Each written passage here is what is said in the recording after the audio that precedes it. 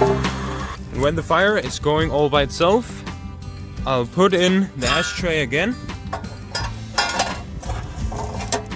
And then it should be self-sustaining. And if you just take a quick look at the flames, this here is with the air valve closed, and this here is with the air valve open. This is open, this is closed. Open and closed.